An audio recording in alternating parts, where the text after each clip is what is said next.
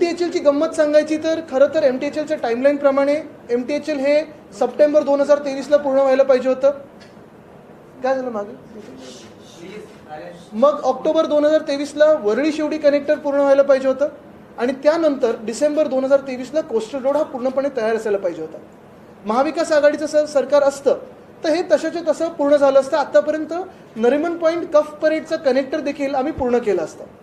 असो, हे न होता आपल्याला आठवत असेल MTHL हे 3 महिने पूर्णपणे तयार होतं पण उद्घाटन झालं नव्हतं. 3 की 5 महिन्यापर्यंत उद्घाटन झालं नव्हतं. आम्ही हे सतत ओरडत होतो. दिघा रेल्वे स्टेशन साधारणपणे 9 महिने तयार होतं, उद्घाटन झालं नव्हतं. उरण लाईन परत तसंच तयार होतं, उद्घाटन झालं नव्हतं. का तर निवडणुका थोड्या दूर होत्या. आता निवडणूक तोंडावर आल्यानंतर कोस्टल रोड पूर्ण पण झालं नाहीये. पण हे सगळं करत असताना कोस्टल रोड पूर्ण न झालं असताना देखील श्रेय आम्हाला घ्यायचं आहे म्हणून उद्घाटन आम्हीच करणार असं ह्या खोके सरकारने ठरवलेलं आहे. असो, हे मुंबईकरांना माहिती आहे. ही गंमत जम्मत जर एका बाजूला चालू असेल, जसं पुण्याचं एअरपोर्टचं नवीन टर्मिनल बिल्डिंग आहे, 4 महिने तयार झालेली आहे, उद्घाटन नाही, हे सगळं जर एका बाजूला सुरू असलं तरी दुसऱ्या बाजूला मुंबईकरांसाठी खूप मोठा विषय हा आहे की मुंबईचा रेसकोर्स. लक्षात घ्या, मुंबईचं रेसकोर्स हे नुसतं रेसकोर्ससाठी ओळखलं जात नाही, तर त्या रेसकोर्सवर 226 एकर जी मोकळी जागा आहे, मोकळं मैदान आहे, तिथे दररोज हजारो मुंबईकर चालायला जातात, धावायला जातात, योगा करायला जातात. एक लाफ्टर क्लब आहे, एक ब्लाइंड क्लब आहे, आपले जे काही पेट्स असतील कुत्रे किंवा माणसे वगैरे हे फिरवायला नेत असतात. कॉन्सर्ट्स होत असतात, कार्यक्रम होत असतात. सामान्य नागरिकासाठी ओपन असलेली एकमेव जागा एवढी मोठी ही रेसकोर्स आहे. आणि ही रेसकोर्स आपल्याला आठवत असेल की ह्या रेसकोर्सवर 2 जानेवारीला मी बातमी आपल्या माध्यमातूनच लोकांसमोर आणली की एक बिल्डर मित्र आहेत घटनाबाह्य मुख्यमंत्र्यांचे, जे मुंबईचे नाही आहेत, त्यांना मुंबईबद्दल काही नाही, जमिनी गिळायच्या असतात, बिल्डिंग बांधायचे असतात, असे बिल्डर मित्र 4 RWITCच्या कमिटी मेंबर्सबरोबर साठलोटं करत होते. आणि त्यानंतर बातमी फोडल्यानंतर लगेच ते मला वाटतं आपल्या माध्यमातूनच सगळीकडे लीक झालं, ते म्हणजे मिनिट्स मुख्यमंत्र्यांच्या समोरचे. आता हे झाल्यानंतर आपल्याला आठवत असेल मी पहिली भूमिका घेतली, खासदार साहेबांनी भूमिका घेतली की तिथे आम्ही जे मुख्यमंत्री घटनाबाह्य मुख्यमंत्री सांगत होते की आम्ही क्लब हाऊस बांधू, 50 मेंबरशिप RWITC एक लाज म्हणून, ब्राईब म्हणून कदाचित मुख्यमंत्र्यांना देत होते, ह्याला आम्ही विरोध केल्यानंतर MCनी म्हणजे ॲडमिनिस्ट्रेटरनी, चहल साहेबांनी तिथे जाऊन ओपन हाऊस घेतलं आणि सांगितलं नाही आता आम्ही क्लब हाऊस बांधणार नाही, आम्ही मेंबरशिप देणार नाही, पण आम्ही इथे अंडरग्राऊंड कार पार्क करू आणि थीम पार्क करू. आता मूळ मुद्दा हेच आहे की काल मी बघतोय की त्यांनी सांगितलं तर थीम पार्क नाही, आता सेंट्रल पार्क करू. काल काही सेलिब्रिटीजना, ॲक्टर्सना वगैरे ह्यांनी ट्विट करायला लावलेलं आहे की आता इथे साजरं करा कारण इथे थीम पार्क नाही होणार, आम्ही आता सेंट्रल पार्क करणार आहोत. पण मूळ मुद्दा हाच आहे. 3 महत्त्वाचे प्रश्न हेच राहतात. सेंट्रल पार्क करा, हाईड पार्क करा, जे काही करायचं ते करा, पण कुठच्या कॉन्ट्रॅक्टरच्या मदतीसाठी तुम्ही अंडरग्राऊंड कार पार्क तिथे करू इच्छितात? अंडरग्राऊंड कार पार्कला आमचा विरोध राहणार म्हणजे राहणारच, कारण समोर जो आम्ही कोस्टल रोड बनवत आहोत, कदाचित प्रशासकांनी थोडी माहिती घ्यावी, कारण कोस्टल रोड हा पूर्णपणे BMC बनवत आहे. तिथे समोरच 2000 गाड्यांसाठी आपण अंडरग्राऊंड कार पार्क करत आहोत. तर रस्ता ओलांडून गेल्यानंतर कार पार्क जर असेल तर इथे कुठचेही रहिवाशी नसताना, इथे कुठे ऑफिसेस नसताना तुम्ही नक्की कोणासाठी हे कार पार्क बनवताय? कुठच्या कॉन्ट्रॅक्टर मित्रासाठी कार पार्क बनवताय? कार पार्क अंडरग्राऊंड आल्यानंतर 3 ते 4 वर्ष खोदकाम झालं, धूळ होणार सगळीकडे आणि त्रास होणार तो होणारच, पण ह्याच्यानंतर देखील हे काम पूर्ण होणार की नाही कोणी आश्वासन देऊ शकत नाही. तशीच दुसरी गोष्ट धक्कादायक जी आहे ती म्हणजे मुंबई महानगरपालिकेला जर कुठेही 1 रुपया जरी खर्च करायचा असेल तर टेंडर काढायला लागतं आणि हे सगळं पब्लिकसाठी करायला लागतं, जनतेसाठी करायला लागतं, प्रायव्हेट लोकांसाठी करू शकत नाही. पण आज मी पाहतोय ह्याच त्या ज्या काही मिनिट्समध्ये मी पाहिलं होतं, वाचलं होतं, मुख्यमंत्र्यांसमोर जी बैठक झाली, त्यांच्यासमोर जी झाली ती, त्याच्यात 100 कोटी जवळपास मुंबईकरांचे म्हणजे तुमचे आमचे कराचे पैसे, टॅक्सचे पैसे, करदात्याचे पैसे हे घोड्यांच्या तबेल्यांसाठी वापरले जाणार आहेत. हे घोडे कोणाचे आहेत? पोलिसांचे आहेत का? तर नाही. सैन्याचे आहेत तर नाही. हे घोडे प्रायव्हेट गॅम्बलिंग आणि रेसिंग करणाऱ्या लोकांचे आहेत, सूटबूट लोकांचे आहेत. सूटबूट की सरकार जे आपण सगळ्याकडे बघतोय तसंच हे सूटबूटच्या मित्रांसाठी 100 कोटी तुमच्या आमचे मुंबईकरांचे वापरणार आहेत आणि तबेले बांधून देणार आहेत. RWITCला सांगा तिथे तबेले करायला, ते करून देतील. प्रत्येक जण त्यांच्या खिशातून 100 कोटी काढू शकेल. पण हे सगळं एका बाजूला वातावरण असताना तिसरी मोठी आणि धक्कादायक गोष्ट हीच आहे की तिथे काही ठराविक रेसकोर्सवर काम करणारे लोक आहेत, आजूबाजूला राहणारे लोक आहेत, तिथे त्यांना स्लम्स म्हणून आता जाहीर केलेलं आहे. आणि हे स्लम्स म्हणून जाहीर केल्यानंतर त्यांना सांगितलेलं आहे की बाजूच्या एखाद्या SRA मध्ये आम्ही तुम्हाला सामावून घेऊ. नक्की कुठची SRA तुम्ही म्हणताय म्युन्सिपल कमिशनर साहेब? कारण तिकडे बाजूला जी SRA आहे गेले 20 वर्ष SRA आणि त्या बिल्डरचं तिथे काही ना काही थोडा वाद चालू असतो. ती SRA पूर्ण सुरू झालीच नाहीये, पण प्रशासक सांगत आहेत की आम्ही त्यांना फ्री ॲडिशनल FSI देऊ. हा FSI कोणाच्या पैशातून येणार आहे? तर तुमच्या आमच्या पैशातून येणार आहे, टॅक्सच्या पैशातून येणार आहे, मुंबईच्या पैशातून येणार आहे. म्हणजे हे असं सगळं अंधधुंद कारभार सुरू आहे. एक आनंदाची गोष्ट ही आहे की आम्ही विरोध दर्शवल्यानंतर, मी ही बातमी फोडल्यानंतर Change.org वर एक मोठं पिटिशन सुरू झालेलं आहे. काही महत्त्वाचे व्हॉट्सॲप ग्रुप असतील, आंदोलनं झाली आहेत, मुंबईकर सगळे एकत्र येतात आणि विरोध करत आहेत, मोठ्या संख्येने विरोध करत आहेत. पण प्रशासक काही ऐकायला तयार नाही आहेत. आता मूळ मुद्दा हाच राहतो की मी ऐकतो ह्या प्रशासकांना, म्हणजे म्युन्सिपल कमिशनर आहेत, त्यांना दिल्लीला पोस्टिंगवर जायचे किंवा जून जुलैमध्ये CS बनायचे तर स्वप्न पडायला लागलेले. हे जर खरं असेल, तुम्ही बघा मुंबईत रस्त्याचा घोटाळा आहे, दुसऱ्या रस्त्याचा घोटाळा मी आता सांगितला, परवाकडेच सांगितलं, 6,500 कोटीचा घोटाळा करत आहे. ब्युटिफिकेशनचा स्कॅम आहे, स्ट्रीट फर्निचरचा स्कॅम आहे. जी मुंबई 95,000 कोटीच्या सरप्लसमध्ये होती ती आता डेफिसिटमध्ये आणण्याचं यांनी काम केलं आहे. मुंबई जशी ह्यांनी लुटली तसं हे राज्य लुटून खातील CS बनल्यानंतर. दिल्लीला गेल्यानंतर देश कदाचित लुटायला मदत करतील. पण मुख्य गोष्ट हीच आहे, तुम्ही जे करायचं ते करा, ज्या पोस्टवर जायचं ते जा. आम्ही हटणार नाही तिथून, आम्ही हलणार नाही तिथून. अंडरग्राऊंड कार पार्कला आमचा विरोध आहे. होय, आम्ही विरोध केल्यानंतर ह्या मिंदे सरकारला मागे जायला लागलं, बॅकफूटला जायला लागलं. मिंदे सरकारने क्लब हाऊस आता तिथून कॅन्सल केलेलं आहे, मेंबरशिप घेणार नाही तर सांगितलेलं आहे. तसंच मी मिंदे सरकारला पुन्हा एकदा इशारा देत आहे की अंडरग्राऊंड कार पार्क तुमच्या बिल्डर आणि कॉन्ट्रॅक्टर मित्रांना आम्ही करू देणार नाही. ॲडिशनल FSI जो पाहिजे बिल्डराला तुमच्या खोक्यातून द्या, पण आमच्या मुंबईकरांच्या पैशातून आम्ही देऊ देणार नाही. आणि सगळ्यात महत्त्वाची गोष्ट जसं मी सांगितली की तबेले जे असतील, सूटबूटचं कदाचित तुमचं सरकार असेल, पण ते सरकार तुमच्याकडे ठेवा. घटनाबाह्य सरकार आहे, लवकरच कोलमडणार आहात तुम्ही. आम्ही एक सुद्धा मुंबईचा पैसा तबेल्यांसाठी जे प्रायव्हेट आहेत तिथे वापरू देणार नाही. ह्याच्यावर तुम्हाला काही पुढे विचार असेल तर विचारू शकता. कल मैंने कई सारे इंस्टाग्राम हैंडल्स पे देखा, कई सारे प्रेस के हैंडल्स पे देखा, ट्विटर पे देखा कि एक स्पष्टीकरण आया है, क्लैरिफिकेशन आया है BMC से कि वहाँ अभी रेस कोर्स पे थीम पार्क नहीं तो सेंट्रल मैदान बनेगा, सेंट्रल पार्क बनेगा. लेकिन बात यही है, इसमें 3 बड़े मुद्दे हैं. ये झूठ है, साफ झूठ है, क्योंकि जो प्रशासक है म्युनिसिपल कमिश्नर वो झूठ बोल रहे हैं. पहली बात तो ये है, थीम पार्क अगर बन रहा नहीं होगा, सेंट्रल पार्क भी बन रहा होगा, तो भी अंडरग्राउंड कार पार्क की क्या जरूरत है? जो कोस्टल रोड उद्धव ठाकरे जी का सपना है और हमने बनाया, उसी कोस्टल रोड पे अगर आप रास्ता क्रॉस करें तो वहाँ 2000 गाड़ियों के लिए अंडरग्राउंड कार पार्क बन रहा है. तो फिर रेस कोर्स में अंडरग्राउंड कार पार्क की क्या ज़रूरत है, कंक्रीट की क्या ज़रूरत है, कॉन्ट्रैक्टर की क्या ज़रूरत है? दूसरी बात अहम यही रहती है कि उन्होंने कहा है कि जो तबेले हैं, जो स्टेबल्स है, वो तो सारे प्राइवेट ओनर्स के स्टेबल्स है. घोड़ों के लिए जो स्टेबल्स होते हैं सारे के सारे वहाँ रेसिंग करने के लिए आते हैं, शायद गैम्बलिंग करने के लिए आते हैं. उनके तबेलों पे BMC मुंबई का पैसा इस्तेमाल करेगी और 100 करोड़ खर्चा करके नए तबेले बना के देगी. ये क्यों हो रही है बात? RWITC खुद खर्चा कर सकती है, तो फिर मुंबई का पैसा क्यों इस्तेमाल करे हो? और तीसरी बात, वहाँ जो लोग रहते हैं, काम करने वाले हो या आसपास के लोग हो, वहाँ स्लम्स करके उन्हें अभी डेजिग्नेट किया गया है. और ऐसे कहा है म्युनिसिपल कमिश्नर ने कि हम उनको बाजू के एक SRA में कहीं फैसिलिटेट कर देंगे और उस बिल्डर को एडिशनल FSI देंगे. ये सारी की सारी जो पॉलिसीज होती है इस खोखे सरकार की, मिंदे सरकार की, ये एक तो बिल्डर के लिए होती है या कॉन्ट्रैक्टर के लिए होती है, सूट बूट के लोगों के लिए होती है. अगर आपने देखा होगा तो वहाँ जो लोग हैं कई बरसों से रहते आए हैं, दशकों से रहते आए हैं, उनको फैसिलिटीज दे या घर दे, लेकिन जो फ्री FSI मिलने वाला है बिल्डर को, वो मुंबई के ही पैसे से मिलने वाला है. वहाँ जो बाजू में SRA चल रही है 2 या 3 20 साल से कोई ना कोई SRA से तकलीफें चल रही है, तो अभी तक आगे कुछ नहीं बढ़ा हुआ. तो ये झूठ क्यों कह रहे हैं म्युनिसिपल कमिश्नर साहब? मैं सुन रहा हूँ उनको दिल्ली में पोस्टिंग चाहिए या फिर अभी CS बनना है जून या जुलाई में, लेकिन जैसे उन्होंने मुंबई को लूटा है, फिर रोड स्कैम हो, दूसरा रोड स्कैम करने जा रहे हैं, सैनिटरी पैड वेंडिंग मशीन का स्कैम है, ब्यूटिफिकेशन का स्कैम है, सारे जो स्कैम्स है, स्ट्रीट फर्नीचर स्कैम है, इतने स्कैम करके अगर उनको दिल्ली में पोस्टिंग मिले या फिर CS बनाया जाए तो मुझे लगता है वो पूरे स्टेट को लूट लेंगे.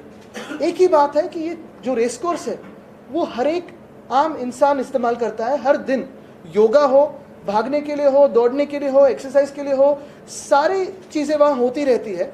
तो फिर तकलीफ किस बात की है इस खोखे सरकार को? तकलीफ इसी बात की है कि सूट बूट के बिल्डर और कॉन्ट्रैक्टर, इनके जो है उनको काम नहीं मिल रहा है, रेस कोर्स में घुसने की अभी तक मौका नहीं मिला है. यही दर्द है शायद मिंदे सरकार को, तकलीफ इसी बात की है। हमने जब विरोध दर्शाया तो दो बातों पे मिंदे सरकार पीछे हट चुका है। उन्होंने कहा अभी रेस कोर्स में क्लब हाउस नहीं बनेगा और मेंबरशिप जो सीएम को मिलने वाला था ब्राइब के तौर पे वो नहीं मिलेगा, लेकिन अंडरग्राउंड कार पार्क को हमारा विरोध रहेगा, तबेलों पे 100 करोड़ खर्च करने को हमारा विरोध रहेगा और बिल्डर को फ्री एफएसआई देने को हमारा विरोध रहेगा, क्योंकि ये सब मुंबई के पैसे से हो रहा है। अगर आरडब्ल्यूआईटीसी पैसा देना चाहते हैं तो दे, बिल्कुल दे, हमें कोई आपत्ति नहीं रहेगी। आदित्य जी, एक सवाल है, बीएमसी ने इस बार 59,000 करोड़ का बजट पास किया है। इसमें एक बात गौर करने लायक है कि मरीज जो दूर से आते हैं बीएमसी अस्पतालों में इलाज करने के लिए, उनके लिए सेपरेट फी स्ट्रक्चर का इस बार अब ये सोच रहे हैं कि इसमें वो काम करें। अब तक सिर्फ प्लॅनिंग हो रही है, स्टडी हो रही है। सॉरी, पण मी इतर कुठच्याही विषयाने आता हात घालणार नाहीये, कारण हा रेसकोर्सचा विषय जसं मी सांगितलं खूप महत्त्वाचा आहे। बजेटची चिरफाड आपण करणार आहोत, ते एका पब्लिक रॅलीमध्ये जसं जनता अदालत केलं तसं ह्यांनी काय काय करून दाखवलं। आता तुम्हाला एक साधं उदाहरण देतो। त्यांनी सांगितलंय ते डीप क्लिनिंग, खरं तर मुख्यमंत्र्यांनी स्वतःच्या माथेवर जे गद्दारी लिहिले त्याचं डीप क्लिनिंग करावं, पण डीप क्लिनिंगमध्ये 1600 टन कचरा काढला। मुंबईत रोज 6,500 मेट्रिक टन कचरा काढला जातो। कोणाला फसवताय तुम्ही? पाणी तुम्ही कुठे वापरताय? केवढं फुकट गेलेलं पाणी आहे। पण हे सगळं जे आहे त्याची चिरफाड आम्ही नीट करणार आहोत। पण आजचा विषय जो महत्त्वाचा आहे, कारण तुम्हाला एक मुद्दा सांगतो, काल मी बघितलं अनेक प्रेसच्या लोकांकडून आणि सेलिब्रिटीजकडून बीएमसीने ट्विट करून घेतलेलं आहे की आता तिथे थीम पार्क होणार नाही, साजरं करा, आता सेंट्रल मैदान होणार। प्रशासक खोटं बोलतायत, मुख्यमंत्री खोटं बोलतायत, खोटं बोलत राहणार, कारण त्यांच्या माथेवर गद्दारी लिहिलेली आहे। आज रेसकोर्सवर शेवटचे मॅच होत आहे असं सांगितलं जातं आणि मोठ्या प्रमाणात आज सेलिब्रिटी असतील किंवा हे सगळे लोक आज येत आहेत, म्हणजे शेवटचे नाही, ठीक आहे ना, माझं मत हेच आहे की आरडब्ल्यूआयटीसीला पूर्ण जागा नको असेल तर काढून टाका, आरडब्ल्यूआयटी दुसरीकडे द्या। मग आपल्याला आठवतं मागच्या वर्षी त्यांनी असा घाट घातलेला की आरडब्ल्यूआयटीसीला मुलुंडमध्ये एका बिल्डरची जागा विकत घ्यायला लावत होते। बिल्डर ह्यांचाच मित्र, म्हणजे मूळ मुद्दा ह्यांचा असाच आहे की मुंबईकरांसाठी काम करत नाही। आता MSRDCची ते बँड्रा सिलिंगच्या जवळ जागा बघा, तिथे पण आहे 30 एकर बिल्डरांच्या कशात घालायचे। बरं, त्याच्यात काय टेंडर प्रोव्हिजन ठेवले, कुठच्या मित्राला मिळणार आहे बघा तुम्ही। खरं तिथे पण मोकळं मैदान हवायला पाहिजे, हसायला पाहिजे, कारण आपण सगळे मुंबईकर आहोत। हे कोणीही निर्णय घेणारे एक सुद्धा मुंबईकर नाही आहेत। जो बिल्डर मित्र मी सतत बोलत आहे, ज्यांनी हे साठलोटं केलं, मी तर ऐकतोय हे बाहेरची एक सिटिझनशिप यांनी घेऊन ठेवली आहे पळायला। नंतर सरकार बदललं तर पळू देणार नाही ना आम्ही। आणखी एक प्रश्न असा होतोय की 2013 मध्ये जेव्हा हे टेंडर संपलेलं होतं, भाडेकरार संपलेला होता, तेव्हा थीम पार्कला शिवसेनेने येस, चांगलं झालं तुम्ही तो, येस, तुम्ही प्रश्न विचारला, चांगलं झालं। आपण जर त्यावेळेचं उद्धव साहेबांचं प्रेझेंटेशन बघितलं असतं तर त्याच्यात मूळ मुद्दा हाच होता आमचा की 2013ला जसं रेसकोर्सचं लीज संपलंय तसं वेलिंग्टन क्लबचं संपलेलं आहे, CCIचं आधी संपलेलं आहे, मरीन ड्राईव्हचं जिमखान्याचं संपलंय। आता भीती ही आहे की जसं हे मिंदे सरकार बिल्डर कॉन्ट्रॅक्टर मित्रांना आज रेसकोर्समध्ये घुसवत आहे, उद्या वेलिंग्टन क्लबमध्ये घुसवणार आहेत, CCIमध्ये घुसवणार आहेत, हे पक्क मला कळलेलं आहे। पण आम्ही जे सांगत होतो, आम्ही सेंट्रल पार्क करू, थीम पार्क करू, जे सांगत होतो, आपण प्लॅन जरी बघितला असता त्याच्यात दोन गोष्टी होत्या। एक, रेसिंग जे आहे ते 36 दिवस चालतं मुंबईमध्ये। हे 36 दिवस जर आपण वगळले तर ह्याच आरडब्ल्यूआयटीसीला आम्ही सांगत होतो की तुम्ही खर्च करा, आम्ही सांगणार होतो, आणि तिथे लँडस्केप गार्डन बनवून द्या। बायफर्केट कुठच्याही जागेला करू नका। एखाद्या जागेत भिंती आल्या, बायफर्केशन झालं, विभागणी झाली की ती जागा संपली। आज जे होतंय तिथे अंडरग्राउंड कार पार्कचा आता प्रपोजल आलाय, पहिलं होतं क्लब हाऊसचं। म्हणजे मूळ गोष्ट ही आहे की प्रशासक काय बोलतात त्यांनाच माहिती नाहीये। मी आरोप केल्यानंतर ते आता हे नाही, आता ते करू, आता ते नाही, आता आम्ही ते करू, हे असं सगळं चालू आहे प्रकार। म्हणजे प्रत्येक मिनिटाला हे त्यांची काय आता भूमिका घ्यायची हे बदलत आहेत, त्यांना मूळ काय करायचं आहे हे त्यांना पण माहिती नाही। आम्ही स्पष्टपणे बोलत होतो की तिथे लँडस्केप गार्डन्स करू, मोकळं मैदान आहे, 226 एकर आहे, एक सुद्धा वीट आणि एक सुद्धा इंच कॉन्क्रीटचं तिथे लागू देणार नाही। ती त्यावेळी पण भूमिका होती, आत्ता पण भूमिका आहे। मध्यंतरीच्या काळात जेव्हा आमचं सरकार आलं होतं तेव्हा आपल्याला आठवत असेल कोविडचा काळ होता, चर्चाचोर सुरू झाली, पण स्थानिक आणि दक्षिण मुंबईतले काही लोक आहेत, हजारो लोक जे तिथे जातात, दक्षिण मध्यमधले जे जातात तिथे, तिकडच्या सगळ्या लोकांनी सांगितलं नाही आता तरी काही हात लावू नका। तर आम्ही लोकांचं ऐकलं होतं, लोकांचं ऐकणं ह्यालाच तर लोकशाही बोलतात। आदित्य, हिंदी में जानना चाहेंगे, आपने कहा कि जो है ड्रीम प्रोजेक्ट था उद्धव ठाकरे जी का कोस्टल रोड, और कोस्टल रोड का उद्घाटन करने खुद प्रधानमंत्री आ रहे हैं, पहला फेज उसका उद्घाटन करने जा रहे हैं, जिसमें लेकर आपने कहा अंडरग्राउंड पार्किंग की सुविधा वहां पर दी गई है। उसके बावजूद आपको नहीं लग रहा है कि चुनाव के पास है, उसका क्रेडिट लेने के लिए ये सरकार की तरफ से कवायद चल रही है? क्या कहेंगे आप? पहली बात तो मैं पीएम साहब पे कुछ नहीं कहूंगा, क्योंकि उनका कहीं पे भी जाना और कुछ भी उद्घाटन करना उनका अधिकार होता है, वो देश के सर्वोच्च नेता होते हैं। लेकिन जो खोके सरकार आप देख रहे हो लोगों को फंसाने की कोशिश करी है, हमने बार बार ये विषय लिया था, आप ही के माध्यम से लिया था, प्रेस के माध्यम से लिया था। अगर आपने देखा होगा तो पिछले 1.5 साल में महाराष्ट्र में कई ऐसी सारी चीजें हैं जो बन के तैयार थी लेकिन उसका उद्घाटन नहीं हुआ था। जो MTHL है, जिसको अभी अटल सेतु ये नाम दिया गया है, वो लगभग 3 या 4 महीनों से बन के पूरा तैयार था, लेकिन चुनाव दूर थे इसलिए उसका उद्घाटन नहीं किया था। दीघा लाइन 9 महीने से तैयार थी लेकिन चुनाव दूर थे तो उद्घाटन नहीं किया था। उड़न लाइन हो, अगर आपने देखा होगा चुनाव नहीं थे तो उसका उद्घाटन नहीं किया था। ये जब मैंने बात की मुझे लगता है 6 तारीख को, तो 12 तारीख को उसका उद्घाटन किया, 6 जनवरी को मैंने बात की थी इसकी। वैसे ही पूना में अगर आप देखें तो हमने एक नया एयरपोर्ट प्रस्तावित किया था, क्योंकि पूना एयरपोर्ट का जो फायदा है पूरे पश्चिम महाराष्ट्र को हो सकता है, उसकी तो बात हो रही नहीं है अब। लेकिन अभी पूना के पुराने एयरपोर्ट में एक नई टर्मिनल की इमारत बन के पूरी तरह से तैयार है, लगभग 5 महीने हुए, उसका उद्घाटन नहीं हुआ। ये सब तैयार होकर भी अगर उद्घाटन महीनों नहीं हो रहा है तो फिर कोस्टल रोड जो पूरा हुआ नहीं है उसकी क्या जल्दी है? और कोस्टल रोड का मैं आपको बता दूं तो coastal road Worli Sewri connector, MTHL और Nariman Point Cuff Parade connector, इसका हमने ट्रैफिक सिमुलेशन किया था।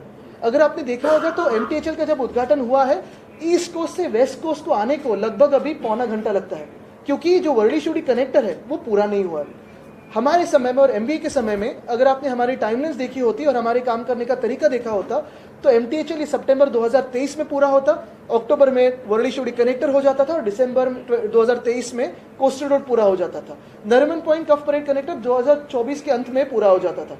लेकिन अगर आपने देखा होगा ये सारी चीजें तो डिले हुई है। नॉर्थ बाउंड कनेक्टर जो MSRDC के पास है और जो मंत्री 7 या 8 साल से अभी ये जो मिंदे सरकार में जो गैंग लीडर है वो चला रहे हैं, वही बने हैं। कितने सालों से डिले हुआ है, अभी तो गर्डर भी नहीं चढ़ा हुआ है वहाँ। तो इनका तरीका जो है काम करने को आता नहीं है और वहाँ कुर्सी में बैठे हुए हैं। My only contention with the coastal roads inauguration is, firstly, if you see in Maharashtra, there were many more things in Maharashtra which were delayed for inauguration only because the elections were not around the corner. The Atal Setu, the MTHL, was delayed for 5 months only and only because the elections were not around the corner. The Digha railway station was ready and completed for 9 months, not inaugurated because the elections were not around the corner. Uran line, Pune's new terminal airport, yet not inaugurated. I think Uran line has just been inaugurated. While this is fully ready and not inaugurated because there were elections not around the corner, the coastal road, which is a dream project, fully initiated and almost completed by Uddhav Thackeray's government, it is now being half inaugurated by this Khoke Sarkar only and only because elections are around the corner and they want to seek credit for something that is not theirs. The coastal road, the trouble with inaugurating the coastal road half-heartedly is that the coastal road was made with a certain traffic simulation. It has to be, it is not a linear road, it is with complex interchanges. If you see Haji Ali Junction has 8 interchanges. The Breach Candy opening has a complex turning around because of which we had to widen the road there. Everything has happened with a certain traffic planning. Opening it half-heartedly will ruin Mumbai's traffic and especially South Mumbai's traffic. Sir, dream project होने की वजह से आपको लगता है कि dream project होने की वजह से जब इनॉग्रेशन करने के लिए प्रधानमंत्री आए तो एटलीस्ट क्रेडिट के लिए आप लोगों को भी वहां? बिल्कुल नहीं, हम क्रेडिट के लिए कभी काम नहीं करते, बट यही बात है कि उद्धव ठाकरे जी जो बोलते हैं वो कर दिखाते हैं और जो है वो ठाकरे गारंटी है कि जो हमने कोस्टल रोड का काम किया था वो दिख रहा है आपको।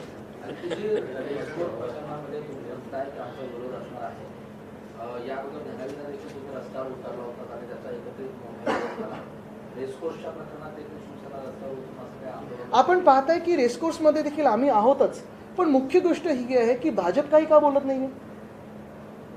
काँग्रेस आमच्या सोबत आहे, आपण बघताय वर्षातही सतत बोलत आहेत, राष्ट्रवादी आम्ही महाविकास आघाडी म्हणून विरोध करतोय, पण भाजप का काही बोलत नाहीये?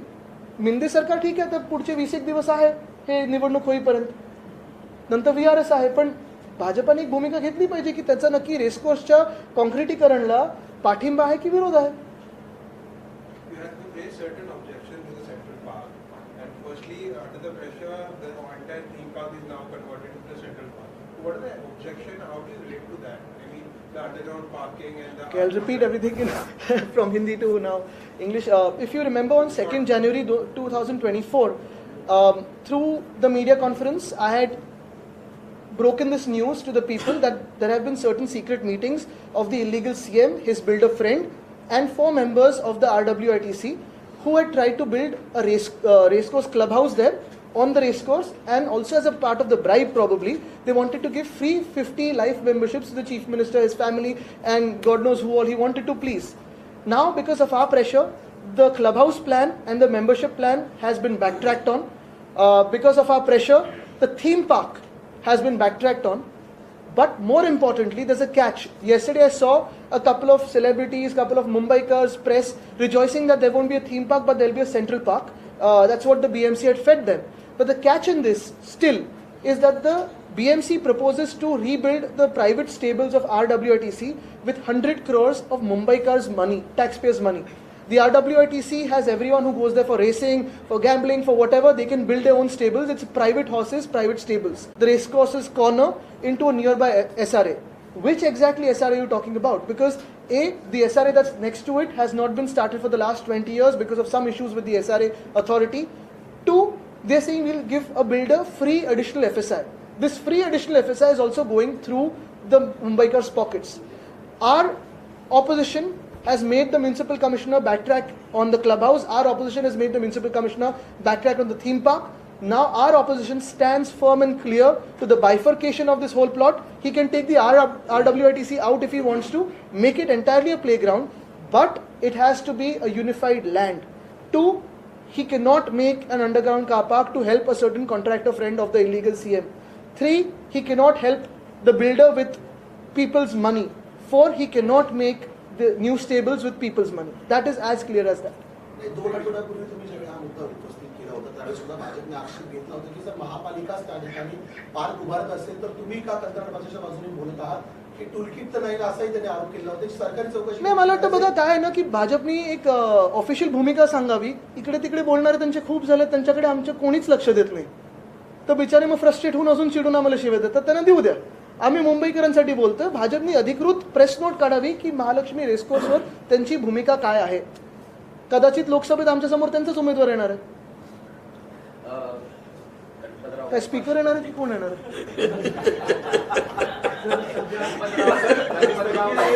उल्लासनगर में फायरिंग हुई है, गणपत राव गायकवाड़ ने फायरिंग किया है, जानलेवा हमला किया है, पुलिस स्टेशन के अंदर फायरिंग कर रहे हैं. खुद गृह मंत्री जो है देवेंद्र फडणवीस जी, उन्होंने इसकी जांच के न्यायिक आदेश दे चुके हैं. लेकिन आप इस पूरे घटना को किस तरीके से देखते हैं, क्योंकि लॉ एंड ऑर्डर को लेकर काफी सारे सवाल खड़े हो रहे हैं. खुद बीजेपी का जो एमएलए है उसने फायरिंग की है. नहीं, लॉ एंड ऑर्डर में पहले तो कैबिनेट मीटिंग्स में कितनी लॉ एंड ऑर्डर होती है वो देखना भी जरूरी पड़ेगा. लेकिन अगर आपने देखा होगा तो पिछले 2 साल में महाराष्ट्र में लॉ एंड ऑर्डर की पूरी धज्जियां उड़ चुकी है. अगर मैं याद ही निकालूं तो कहां से शुरुआत करूं. पहले तो यहाँ के जो माहिम के गद्दार आमदार है, उन्होंने, आपने देखा होगा आप ही के कैमरे में कब्जा हुआ है, पिस्तौल निकाल के गणपति बाप्पा के पूरे एक प्रोसेशन में पिस्तौल निकाली और मुंबईकर को धमकाया. फिर जाके पुलिस स्टेशन में फायरिंग की. डीसीएम ने उनका साइड ली, कहा कि बंदूक उनकी थी लेकिन फायरिंग उनकी नहीं थी. चलो दिखाओ सीसीटीवी कैमरा. एक्चुअली ये आदमी पे तो यूएपी लगना जरूरी था. अगर किसी भी धर्म पे कोई भी या किसी भी आम इंसान पे कोई फायरिंग करने की कोशिश करे, पुलिस स्टेशन में जाके फायरिंग करे, तो टेररिस्ट एक्ट लगाओ. अगर आप हिंदुत्ववादी सरकार हो तो ये तो गणपति बाप्पा के प्रोसेशन पे इन्होंने बंदूक दिखाई है, तो उनको गणपति बाप्पा के मंदिर का भी ट्रस्ट का अध्यक्ष किया. ये कैसा न्याय हुआ. फिर दूसरी बात अगर आप देखें तो कल की जो फायरिंग है वो तो है, लेकिन वो दूसरे कौन है, वो MSRDC के ऑफिसर के बच्चे, उन्होंने एक लड़की पे गाड़ी चढ़ाई है. कितने सारे बताएं, दंगे हो रहे हैं, ये सारे है. एक आमदार है, उन्होंने तो उनके बच्चे ने किडनैपिंग की है, सीसीटीवी में कब्जा हुआ है, होर्डिंग्स पे दिखते हैं, लेकिन पुलिस कार्रवाई नहीं कर रही. क्योंकि क्यों? पुलिस को विरोधी पक्ष के पीछे लगाया जाता है. 50 खो के एकदम होके चिल्लाओ, अब पे पुलिस आएगी. लेकिन उनको कहा है कि सत्ताधारी पक्ष से कोई भी गुंडागर्दी करे तो उनको हम प्रमोशन देंगे, आप कोई एक्शन मत लो.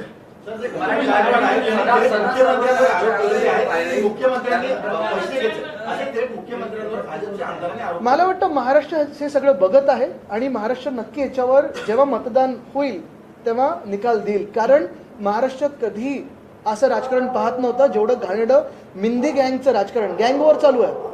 गँग लीडर मुख्यमंत्री बसले आणि ह्याच्यात मुद्दा हाच आहे की हे सगळं गँग वॉर महाराष्ट्रात संपेल.